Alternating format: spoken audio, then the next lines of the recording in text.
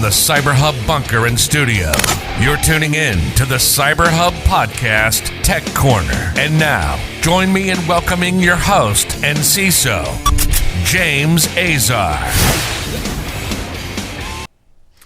Welcome, folks, to the final farewell episode for this Veteran November. Serious, it is a sad, sad day for me. It's been a 26-day journey of 32 veterans, and I end it with one who's bound to inspire you more than many. His journey is going to be one that we'll enjoy talking about today, so we might run a little over. But before we do that, folks, make sure you subscribe to the podcast right now and turn on the notification bell if you're watching us on YouTube. If you were on your favorite podcast listening platform, please subscribe and give us a review. A simple 5-star, a few words of what you like about our content. That always helps us in our ranking. And later today, November 30th, 6 p.m. Eastern, if you are a veteran, active duty, and you want to network and you want to get that brotherhood, that camaraderie again, we'll be doing a private event just for us. AJ will be there. I'll be there. Brian Lozado, the CISO over at HBO Max. Chris Cochran, the legend, the man from Hacker Valley Studios, will be joining me as well. I'm all for bringing more and more people on here, folks, and tightening our tight-knit community even tighter. So join us there. Link is going to be below in the description. The man, the legend, AJ Yawn. What's up, buddy? What's going on, James? Happy to be here. Thanks for having me on, man. Well, you know, they say sometimes you save the best for last, but I don't want to insult 31 other veterans, right? Yep. But you do have an awesome story, and we're going to talk about that here in a second. So, one, thank you for coming on.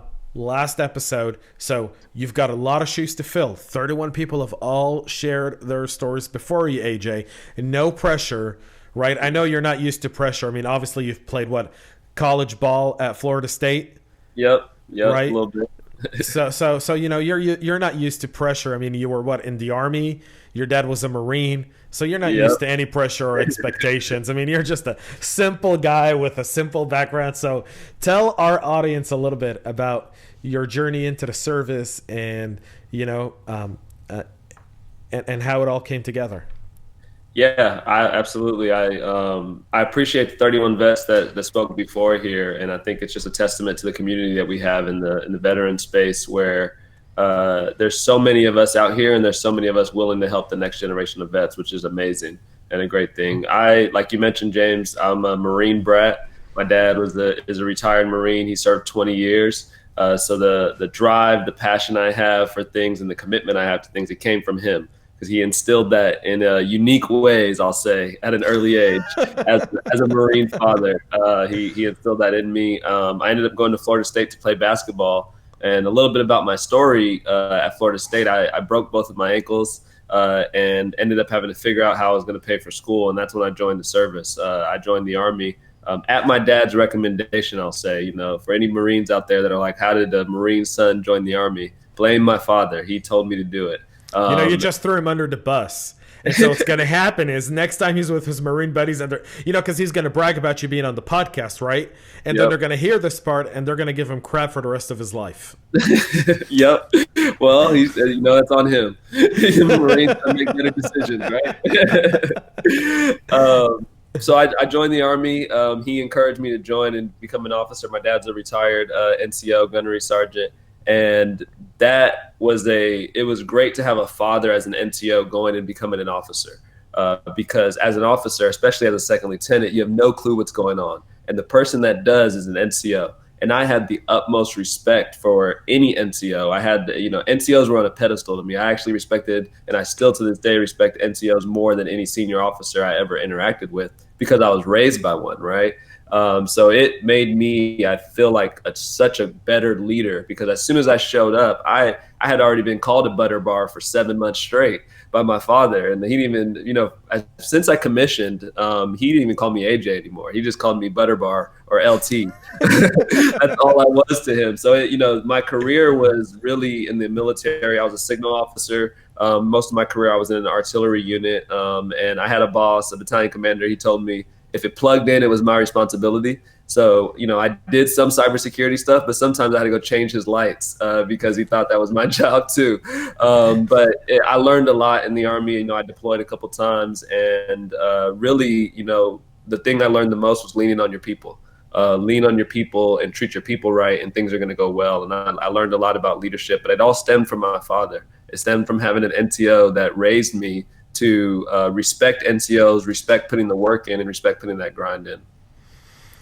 So I love that. Talk a little bit though. So your story, similar to a few other people here that have been on the show before, is you didn't initially go into the service. You didn't finish high school and go into the service. You were a star basketball player in high school, got a scholarship to go play at Florida State.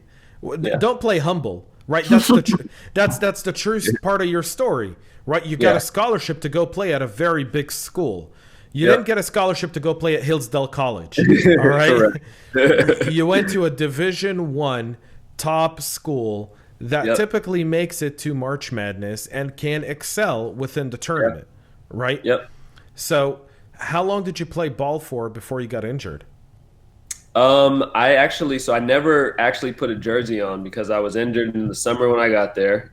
And then I got injured as soon as I got cleared. And that's when I joined the service. I'll tell you this is the best part of my story. I gave up on basketball for a little bit after I joined, and went to basic training and all that. And I was just like, you know what, maybe that's not a part of my story. Going into my senior year though, I said, I came all the way from San Diego, California to do one thing, to play basketball. I came all the way here to play basketball, so I'm going to give it another shot. And I go to the coaching staff, and I'm like, hey, man, I get it, didn't work out a few years ago, but I want to give it another shot. And they're like, we don't have a scholarship for you, AJ. You're going to have to walk on. And I was like, I'll do whatever. I'll do whatever it takes. I came here to accomplish one goal. So I went through the whole thing, walked onto the team, and ended up being able to play. When I graduated and commissioned, I was supposed to report that summer or that fall to BOLIC, Basic Officer Leadership course up in Fort Gordon. My coach calls me and he says, hey, AJ, Coach Leonard Hamilton, who's still there, called me and says, hey, AJ, you want to come back and play another year? And I'm like, of course, Coach. Who wouldn't? I was like, I got this whole Army thing going on where, the Army doesn't change orders, is what I told him. I was like, they're not changing my orders. That's not a thing that happens. He said, don't worry about that. I'll make a few phone calls. And Coach Ham thinks he's, the most powerful man in America, which at this moment he proved it, because 2 weeks later I get a call from my ROTC battalion commander saying that my orders were changed from November to report to Fort Gordon to next May 23rd of the next year, May 23rd, 2011. So Coach Ham was able to get my orders changed, but then my battalion commander said, we can't pay for your school anymore because you're no longer in ROTC, you're a second lieutenant. And Coach Ham calls me and says, we're putting you on scholarship. So I was on scholarship. It took me actually 5 years to play on scholarship from 2006 till 2011. But I eventually got there and got to live out my dream. But that journey, I love it. People always ask me, do you wish that didn't happen and you were able to play professionally or do whatever? And I'm like, no. Because I needed to join the Army for so many reasons. I needed to go in the military and learn the skills that I did there. And I needed to go through that. I needed to be thousands of miles away from home and having to look myself in the mirror and say, you're going to go accomplish this goal that you came here to set out and accomplish. And that process, that whole journey, the windy road to get to the end goal, it shaped my life. It shaped me to be able to persevere through anything. When you think something's over, it's really not. It's up to you. And I'm forever grateful to Coach Ham for doing that and giving me that opportunity, because the last year we actually went to the Sweet 16, which was just a crazy experience. We beat Duke at home that year when they were #1 in the country. And I have best friends from who I played with at Florida State that are lifelong friends that I'm going to have for the rest of my life. And that wouldn't have happened if I didn't get the opportunity from Coach Ham and Coach Jones and the whole staff there. So it's a windy journey, but it was, I loved it. And I still, if I could go back, I wouldn't change a thing. Yeah, that's, I keep telling people, these kinds of stories, Hollywood couldn't write this story even if they tried, right? The most scripted Hollywood, the most skilled Hollywood script writer could never put this stuff together. It's true life. It's a true story. And so when you were kind of playing ball, and a lot of the people who play basketball in college are obviously their ambitions are towards the NBA or going to play abroad, right? And your eyes were like, okay, we finish here in April, and then I got to go to Fort Gordon. I got to go to Augusta, Georgia. Yep. Not exactly known as one of the best places to go to after college, right? What was that like, and how did your teammates kind of take that approach with you? What was that like? Yeah, it was crazy. I still remember after the Sweet 16, we lost to VCU at the buzzer in San Antonio by 1 point.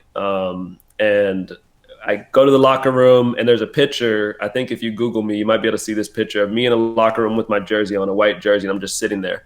I didn't want to take off my jersey because I knew it was the last time. I knew real life started as soon as I took that jersey off. I was a second lieutenant at the time because I had commissioned a year before. So for a year, I was a second lieutenant just playing basketball. But I knew that jersey coming off, it was it. There was no more college. There was no more of the partying. It was, I was going to have PT Monday through Friday. I was going to be a leader, and I knew from Fort Gordon I was going to Fort Benning next for airborne school. Now I was supposed to go to Ranger School, and I was going to Fort Bragg, and I was deploying. Like, I knew what was happening the next year of my life, and it wasn't college anymore. Definitely wasn't not Tallahassee anymore. It was real world, and that made me appreciate every day.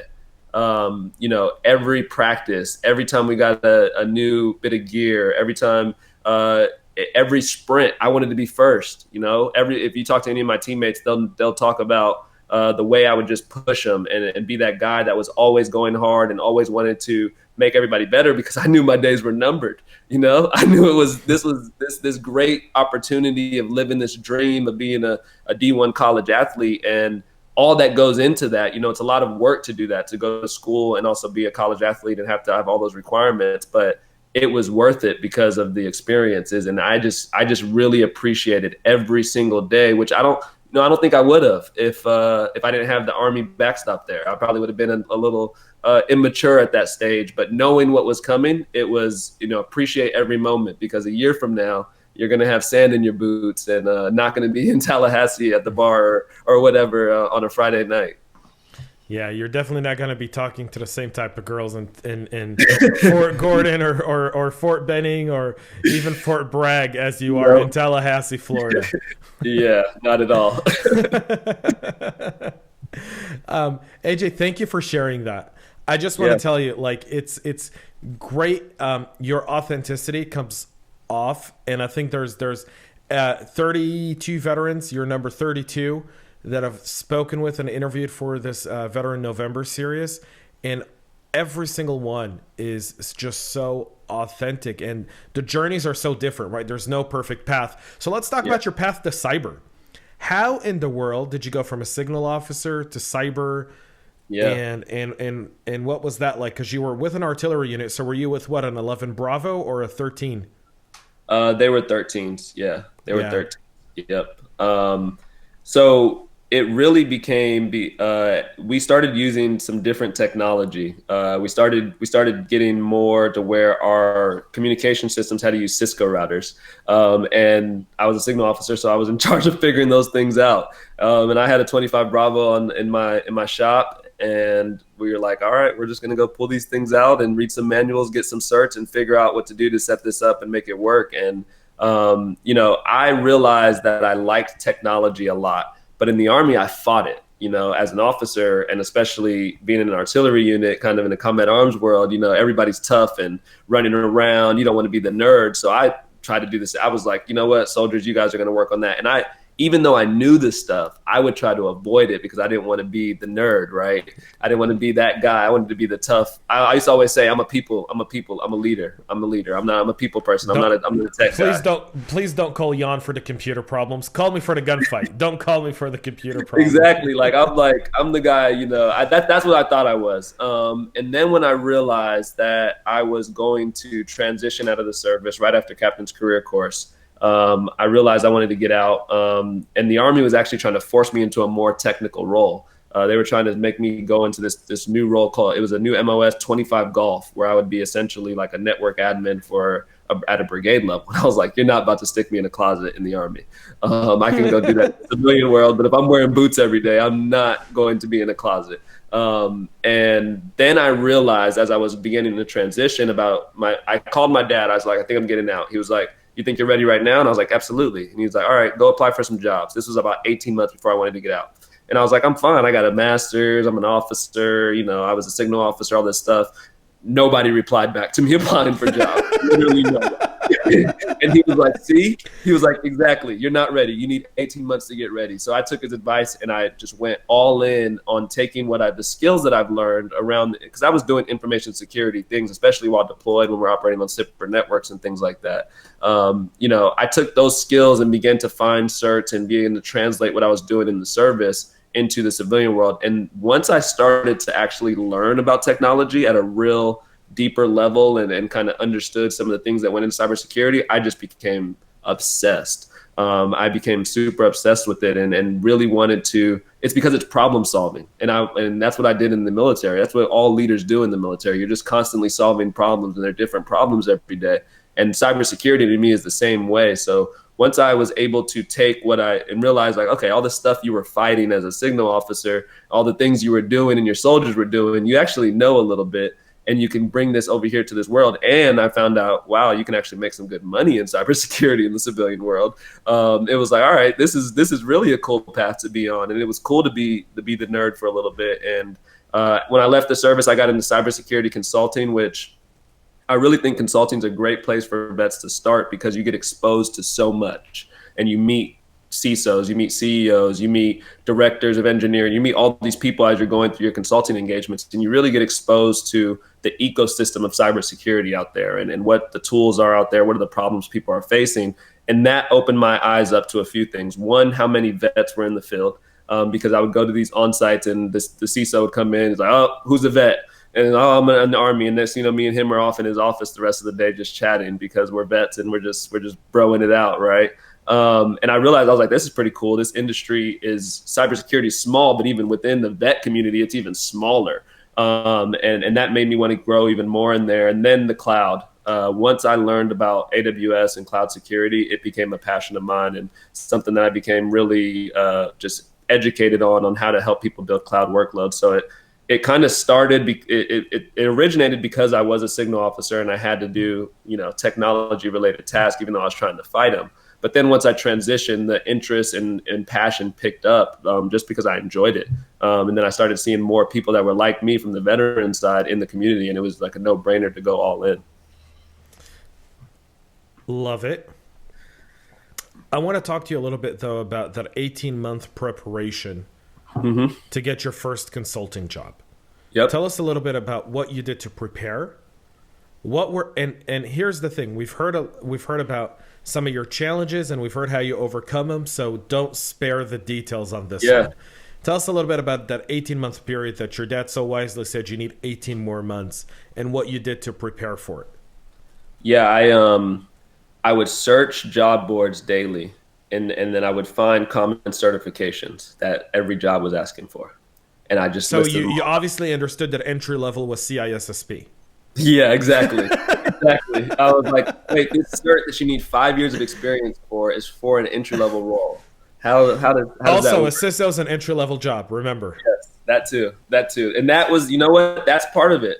It's, as a signal officer coming out as a captain, I thought I was at a higher level in the civilian world than what I was. So it was a whole lot. They don't match. There's no correlation whatsoever. And no one cares. That's the thing that I also learned, and my dad was trying to enforce on me, is like, no one cares that you are a captain. No one cares anything. You're no longer Captain Yawn, you're AJ. And that's it. Like, no one cares what you did. No one cares about none of that, unless it's a vet on the other end. If it's a vet on the other end, then you might have a chance. But, or a patriot. Or a patriot.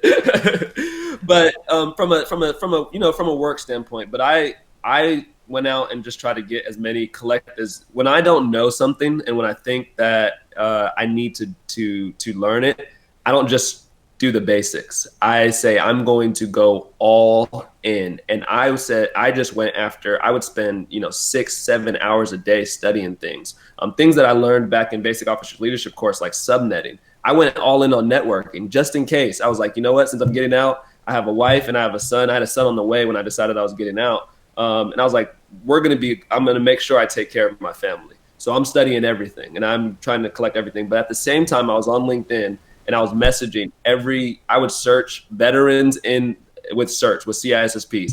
And if you were a vet with a CISSP back in 2016, you probably got a message from me because I was messaging everybody. And I was just saying, hey, I'm getting out. Can you provide any advice? And my hit rate on that was probably less than 2%. And I didn't care. I just kept writing people and kept asking for advice. And people kept giving me advice, doing informational interviews. And that helped me prepare for the time when I finally started interviewing. By the time I actually interviewed for the job I received, that was probably like my 100th interview. And I was still 4 months out from getting out. So I was so well versed on what to do, what to talk about, the questions to ask, because for about 12 months I got rejected consistently. I think I received 79 rejection emails back from jobs I applied to or interviewed with, and I just didn't care. I kept telling myself, you don't need 79 jobs, you need one. You need to get one job when you get out. You need to get one person that you can convince that you're good. And the only way I knew I was going to become a better interviewer, a better way to translate what I did in the military to civilian world was by talking to people in that world and constantly trying and constantly failing. And that's something that I think I've been really comfortable with in my entire life is failing. I truly don't think I fail. Like I just learn. And I just go ahead. No, finish.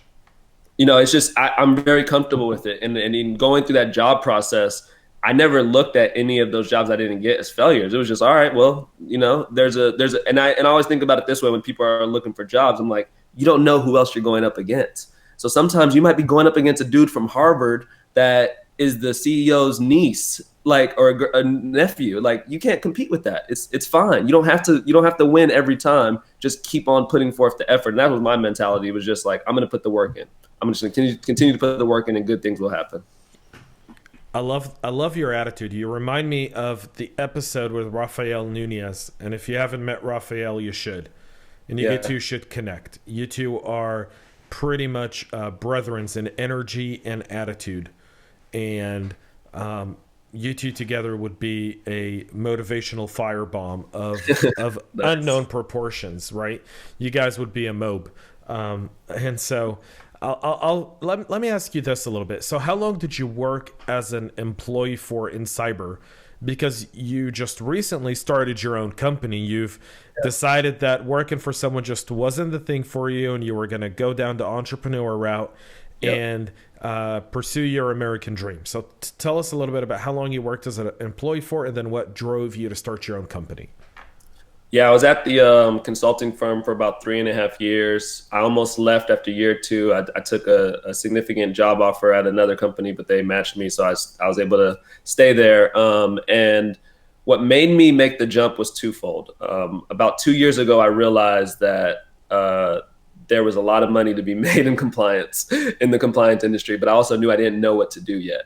I was like, there's a lot of money being thrown around in this industry, and companies are not doing this electively. They're not doing compliance assessments because they love them. They're doing them because they're forced to. So it's a pretty strong market. And I was like, that's an opportunity. But I knew at that moment I was effectively, my dad told me this. He was like, you're a first lieutenant right now in this space. You need to get to become a captain before you can decide to think you know what's going on. He was like, think about when you're in the military. What did you know as a first lieutenant how did you act as a first lieutenant? How do you act as a captain? And it's significantly different. A year and a half, 2 years in the military is probably 5 to 10 years outside the military. But that analogy taught me that I needed to be patient. I needed to wait. And then as I began to get more experience, understand the business, and I grew really fast. In the consulting world, my title was principal. So if you're familiar with the consulting world, kind of where that's at in the food chain. And I was able to go from a consultant, is what I started out when I got out, to principal in about 2 years. And the reason is because I just became obsessed with AWS and was able to grow so much. But that exposed me to a lot, exposed me to working with some of the fastest growing startups, to Fortune 10 companies. I was just going all over the country talking to these really big people. And that gave me the confidence to say, hold on, this is similar to when I was briefing a 3-star when I was deployed. Like, I don't care if you're a CEO of $1 billion company. You're not a lieutenant general in a deployed environment that's in charge of CENTCOM. I'm not nervous anymore. And once I got that confidence and felt the kind of ability to do this, that's when I started thinking about impact. And I'm like, you know what? I'm making great money. I'm doing well in my career, but who am I impacting?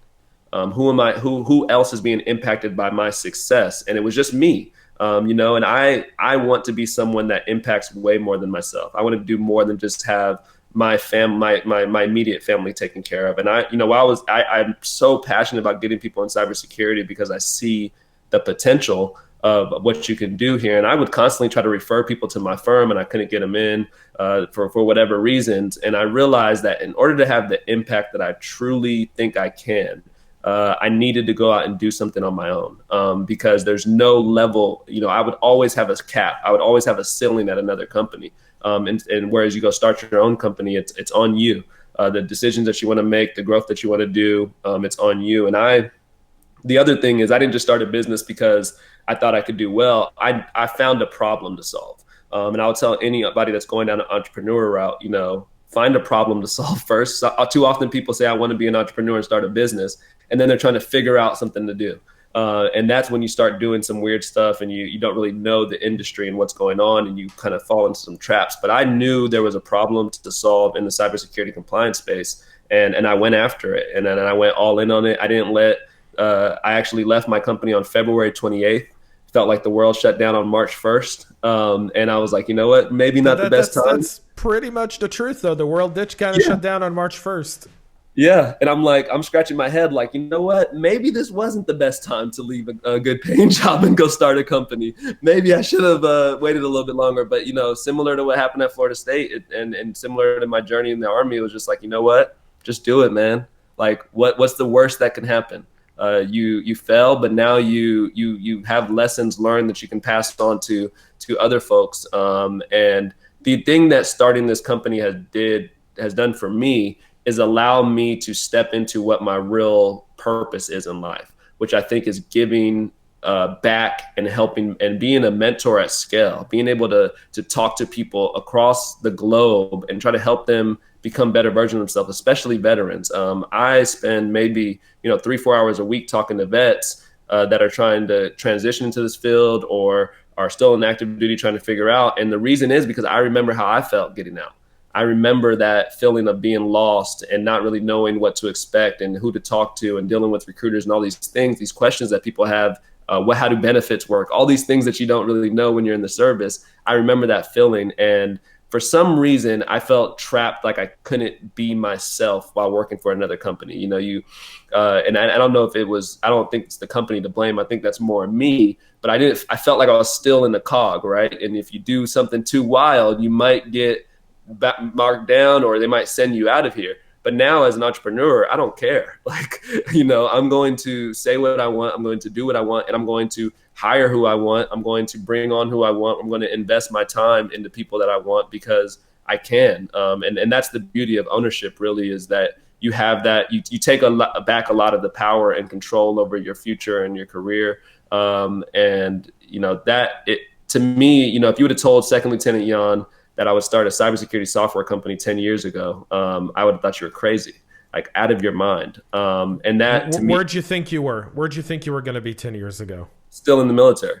I was planning to do 20, just like my dad. I wanted to do 20, and I was just going to retire, or actually, I wanted to get a star. To be quite honest, my goal was to go get a star, and then I was going to retire once I got a star. And I was well on my way. I was doing great in the military, but having a family changes things. And then you can't really predict how you're going to act when you realize you're having your first son, and you have a wife, and you're like, you know what, that 12-month deployment probably isn't going to be that fun as it was when you're single. And when you get married, the thing you don't realize, a lot of military members probably know this, when you deploy and you're single, you get a lot of more, the money seems great. When you deploy and you're married, that money is not as great as it was when you were single. There's somebody back home taking a little bit out of there and spending it while you're deployed. So I just didn't want to be away from my family anymore. And that's why I got out. But I thought, for sure, James, I was like a 20-year guy, going to be in for a lifer, hang up the uniform and go work in government consulting at 45 or 50 or something. I love it. Your story's unbelievable. Bryson Bohr over at Scythe, similar, he's also a veteran entrepreneur. The guys over that run SYNAC, both NSA guys, both vets, there's a lot of great companies that have vets at the leadership. And I'm glad to see you join those ranks, and it's well earned. You've earned this AJ, and I can't wait to read about your exit. I can't wait in a year or two to, see an article that says, Bite Check got, bought out by someone. Yeah, me too. And hopefully sooner rather than later, and hopefully for a lot more money than someone wants to pay you, because you do deserve it, and your perseverance is inspiring. And I think for a lot of veterans that listen to this, I've spoken to a lot of people that are transitioning out because of a medical discharge, and if anything, your story is just a reminder that don't take it as you're inefficient or you can't do anything. Take it as, I can really overcome this, and I can really excel in any other career I choose. Yep. I hope any vet that's listening to this, the thing that I want them to take away from my story is that it's up to you. It doesn't take long. I was transitioning out of the Army 4 years ago. That's not that long of a time. That's college. You can do 4 years. You can grind for 4 years. You can put the work in for 4 years, and it's worth it if you really go all in and put the work in. So, it's daunting as a vet, especially as you're getting ready to transition, whether it's a medical discharge or you had a great career. It's daunting. It's scary. But I hope my story tells you that what's possible. What's possible in 4 years, and what you can do if you just leverage your veteran community and put the work in, man. It's just like in the military. Put the work in. Put the work in. Put the work. Nothing is going to come to you if you don't work for it. Nope. There's a saying, and it says, you need a lot of hard work and a little bit of luck, but luck is the result of a lot of hard work. Right. Yeah. If you stay locked in somewhere and you don't go anywhere, and you go, well, I'm just unlucky. Well, you're not working hard enough. You got to go out. You got to put yourself out there. You got to meet people. You got to send those emails, make those calls. It's uncomfortable. It's funny. It's a real challenge, but you're doing all those things, and it's inspiring, and it's great. And I know people are going to see a lot of value in this, just listening to you share your story from Florida State and playing in the Sweet 16, which is awesome. I think that's on a lot of people's we hope that this year we will have a normal March Madness. That'll be normal. There's vaccines out there now. Let us please go back to normal sporting lives. Please, you can't watch sports anymore.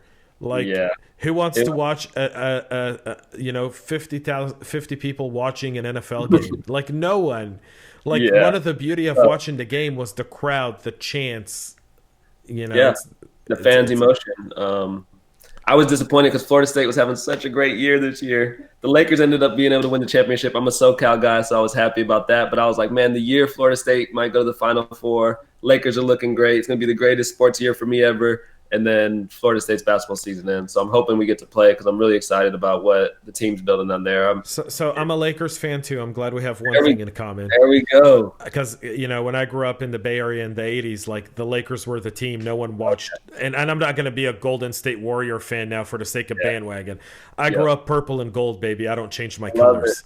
I love it. You see, I got Kobe back there, Lakers championship hat too back there. Okay, so you can't see it from here. I've got a mini basketball court just outside my studio, and I've got all the pictures of Kobe. Everything is Kobe. This was before Kobe passed, because people like that showed up in my basement were like, "Oh, so when'd you do this?" And I was like, I've owned this house now for 4 years. I've had this for 4 years. Yeah. I was like, I've seen Kobe play over 100 times. Yep. Yeah. They're like, huh? I was like, yeah, I've seen Kobe play over 100 times. I lived in Colorado when Kobe was going through the whole thing in Eagle County. Oh, yeah. And I remember every time he'd come from court and they played the Nuggets, I felt bad for the Nuggets. I'd look at Carmelo Anthony. I'd be like, you're about to get whooped, son. And that's when Melo had Iverson. And there was a playoff game when the Lakers swept the Nuggets. I think that was 2006. I was about to say 6 or 7. Yep. It was 7. It was 2007 because Ronnie Torioff was still on the team. Yep. And we had courtside seats to Game 4, and he dropped 58, and Iverson dropped 52. Oh, wow. And the Lakers won. Yeah. And I took my daughter. She was 2 years old at the time. She was all Lakered out. I still have her picture with Kobe and the Lakers team. Oh, wow. because That's we were right. courtside. We were literally courtside. We were behind the Lakers bench. Like I was on every timeout. The Lakers bench were like right there. We can smell the sweaty players, right? And I'm a huge like Lakers fan. I got to tell you, after Kobe passed, I couldn't watch another Laker game. I didn't watch one Laker game this year. I couldn't do it. When Kobe, screw 2020, but for real, screw 2020. Yeah, right? Especially like for us California guys. Like people don't realize what Kobe meant to somebody from California. Like I don't think people. They don't realize it because you got to be in California to feel what he meant for those years to that whole state. Well, I think what he meant for drive, perseverance, and hard work. Exactly. Right? Like every time you saw Kobe, he was the nicest guy on the planet. I've seen him play over 100 times. And I'm not talking about nosebleeds.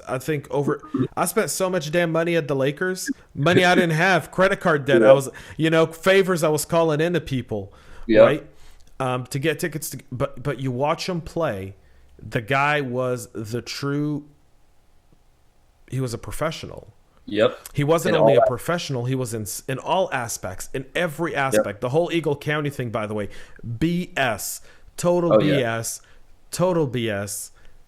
Total BS. I'm glad it didn't happen now during the social media era because Kobe would have got canceled. But luckily, it happened pre-canceled. But I remember a story that Iverson. I'm glad we brought up Iverson. Iverson told about Kobe. He said that after the All-Star game, Iverson was about to go out. He said, "Kobe, what you doing tonight?" Or Kobe asked Iverson what he's doing tonight. Iverson's like, "I'm about to go to dinner, then go out to the club." And Iverson's like, "Kobe, what are you doing tonight?" "I'm going to the gym. Going back to the gym." Like to get the work in. And I'm like, that's the mentality that it takes. And he tells a story about why he used to wake up at 4 a.m., do a workout, then he worked out again in the midday, and then he worked out again in the afternoon. And he added it up. He was like, over the course of the summer, I now worked out 15 or 20 more days than my competition when you add up all the extra hours that I put in. And that's why you and I are talking about 5 a.m. That's why I love the 5 a.m. hour because that's everybody's sleeping. You put the work in when everybody's sleeping. Well, and here's the deal. If you've ever watched Kobe play, fourth quarter, overtime, everyone's breathing heavy. Kobe's in the zone, man. Yep. And that's one thing that, when they try to make comparison between the greats, right? Yeah. And I'm sorry, I know LeBron's a Laker guy. But I grew up when LeBron joined the league and people were crowning him as the next MJ. I'm like, what? No. I don't want him to pass Kobe's five rings. Kobe deserved a lot more. Had the Lakers been listen, Kobe got played dirty the last 5 years in the league. We should have the league blocked that Chris Paul trade. Yeah, he would have 6 or 7 if Chris Paul would have came. Yeah, he would have had 6 and 7 with Chris Paul. He definitely would have had. And after they brought in, Howard and some of the bigger guys to play over the last part, if they had, Paul there, he would have won it. Instead, the league did what the league did and blocked it, and the Lakers management laid down on this one. And I mean, he could have had 6 and 7, but they didn't want to ruin the MJ legacy. That's all it was. Somebody's gonna take over eventually. Well, yeah, I just hope it's not LeBron. Seriously. And he hasn't won you over yet? No, he has not. Zero. He has not won me over at all. I'll tell you why. A lot of it has to do with his style of play. I don't like his style of play. I feel like he doesn't play. He chooses when to play defense. And the greatest part of Kobe's game was he played defense. Yeah, he made a lot of all NBA defensive teams. Yeah, Kobe never shied away from guarding the strongest player on the other team. But LeBron picks and chooses when he does that. And true. I can never appreciate that about a player. When you see someone as great as Kobe, right? Like, it's hard for you to go and watch LeBron and hear the comparisons by these so-called experts. Mm-hmm. And you're like, okay, no. Their games don't compare. One, their games don't compare at all. And number two, Kobe always said, like, where's Iverson? I've got Iverson. He never said, you take Iverson and I'll go take number 2 over there, right? Yeah. Like, and they didn't have these super teams because the NBA now has become a team of super teams. Yeah. Kobe had 3 years of a super team. It wasn't even a super team because they always played a different team. It was never the same. But for a while here, it felt like wherever LeBron is playing and wherever Dwayne Wade was playing, that, or what's his name, the Golden State. Yeah. Like those were the three teams. Like, okay, that's going to be the Western Conference Finals, and and that's that. And you never saw that with the Lakers. They played. The Spurs would be strong one year. The Blazers were. The league was stronger. It was a different competitive environment. All right, we're way over time. I want to sum this up, but thank you for helping me wrap up this month. Okay, folks, here's the deal. Veteran November signed, sealed, and delivered. That's it. November 30th, we're over. Now we're going into December. 24 days until Christmas. 10 days until Hanukkah. Very excited about, lighting up my Hanukkah candles this year. But I want to say thank you to all the veterans that have come on the show. I hope this series inspired you. I'm going to be doing this again in November of 2021. I hope to recruit more people to do this with me. I hope to create a bigger movement, not just in cyber, but across all other industries. Marketing, sales, DevOps, engineering, architects, you name it. Across every single industry, there is HR. It doesn't matter. With the idea of understanding that veterans have value not only beyond defending our nation, but also to our economy, and our veterans are a key asset to our economical growth as a nation. And the stigma on veterans that they all own guns and they all have PTSD and they're all problematic and alcoholics and drug addicts, that is a Hollywood stigma that has no sense of reality. Yes, we have issues as veterans, and we have some people who come back who are never the same again. But those people are heroes. They went and volunteered to go somewhere to defend our nation.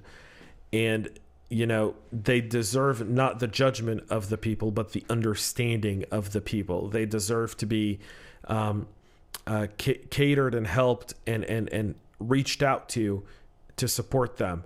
And a lot of times we kind of throw them at the side and look at them and go, well, that's the part of society that we don't want to look at, but that's the part of society we need to take care of.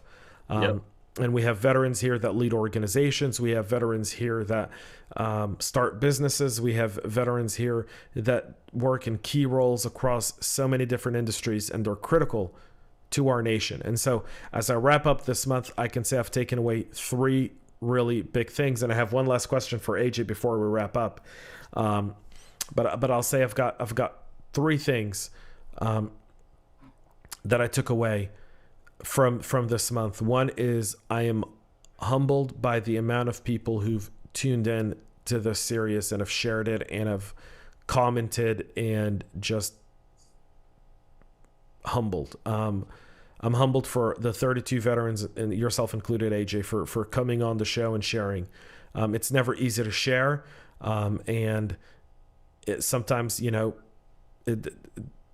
there's aspects of sharing that are difficult, but everyone here has been so open and so amazing. The second thing that I took away from this month has been there's no one single path to the road. The path for every veteran is different. It's paved differently. It's shaped differently. The ups and downs are different, but the end result is all the same. Determined, ambitious, focused, loyal, and integrity. And the third thing I'm going to take away from this is, given our political climate, I'm going to say something here.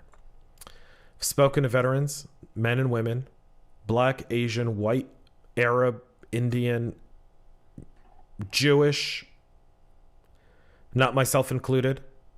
If you guys go back to the Shulam Keller episode, he was an Orthodox Jew who joined the military.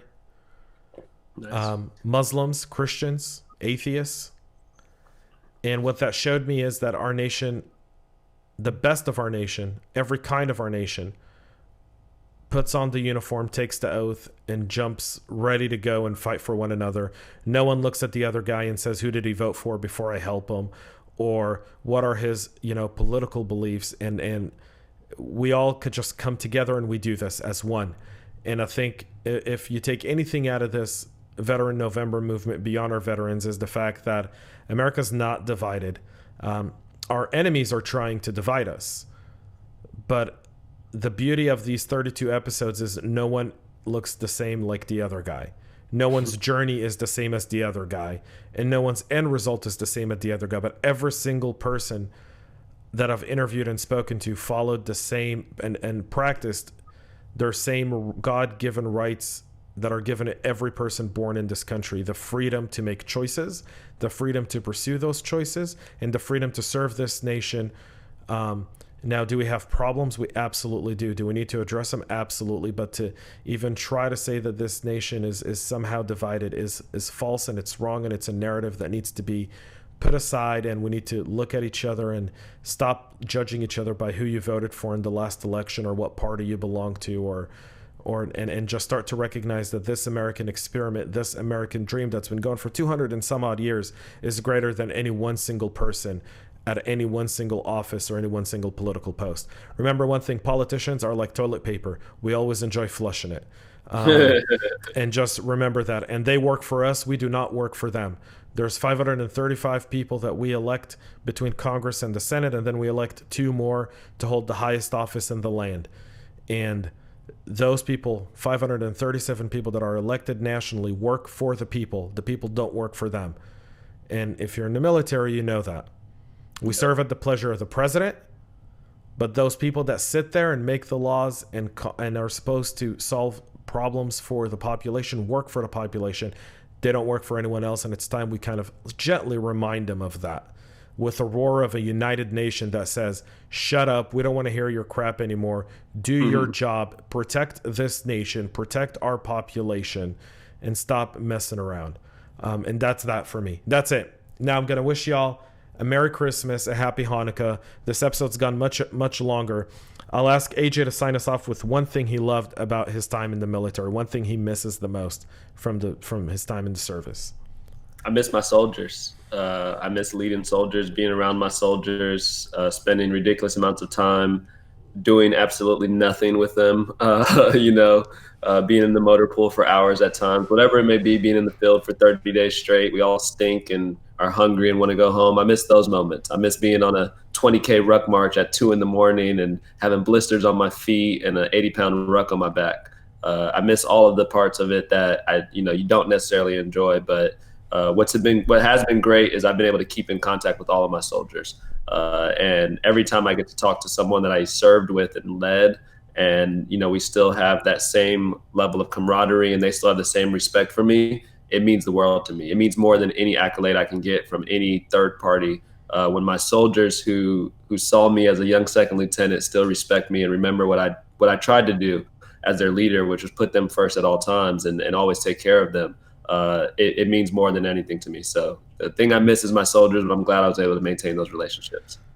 You miss your soldiers, but today, in a few hours after this episode's done airing, 6 p.m. Eastern, we'll all be getting together. It's the new brotherhood. It's the Veteran Infosec Brotherhood.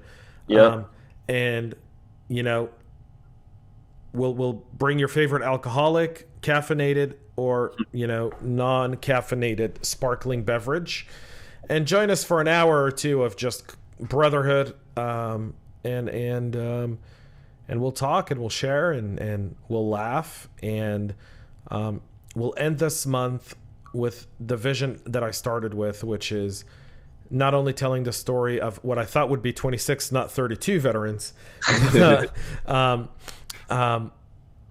but the stories of so many others who couldn't come on the show. And so that's it for us here, folks. Thank you so much for tuning into this series. Thanks so much for listening. AJ Yawn, thank you so much. You've been an inspiration, and I appreciate your time. That's it for us here, folks. In December, we'll back to our normal content. Your notifications on your favorite podcast listening platform will go back to normal. Once a day for our practitioner brief if you're listening to the CyberHub podcast, and on Friday for our Tech Corner. And our CISO Talk episodes come back Thursdays, every single Thursday in December outside of Christmas and New Year's, where we'll be taking that 2-week off, and then we'll be coming back in January with some great stuff. Make sure you check out AJ's company, Bite Check. Brand spanking new. I told him I'd give him a shout out at one point or another. For those who are listening, check out Bite Check and support a veteran business. Naomi swears by his company, and so I trust Naomi.